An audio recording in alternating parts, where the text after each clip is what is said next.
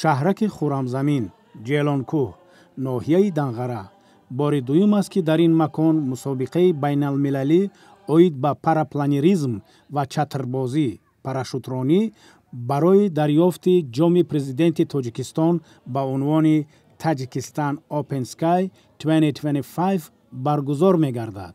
هدف اساسی برگزاری مسابقه رشد پاراپلانریزم و جلب سیاحان و مهمانان خارجی است. این مسابقه ورزشگران، کارمندان کورپوس دیپلماتی، سیاحان و مهمانان را از کشورهای گوناگون به هم آورد.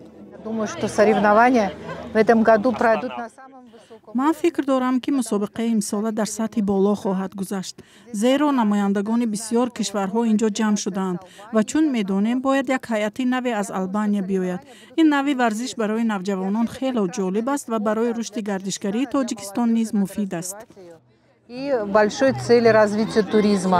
متاسفانه که وضع افغانستان شما میدانید که همه زندگی مردم در حالت مثل یک انسان در قفس بندازیم. متاسفانه که اون شرایط اوجا نیست، ولی خوشبختی است که ما تاجیکستان همچو وطن خود احساس میکنیم.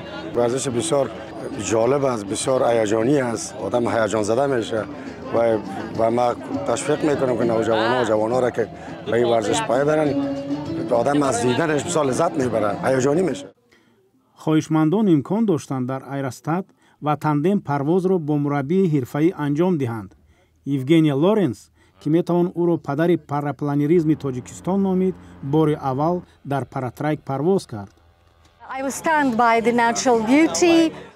من شیفته این دیار زیبا منظر و ببینید که در اینجا هم مردم محلی و هم مهمانهای خارجی به این رویداد خیلی زیبا جمع آمدند و خیلی شاد هستم که شاهد آن هستم.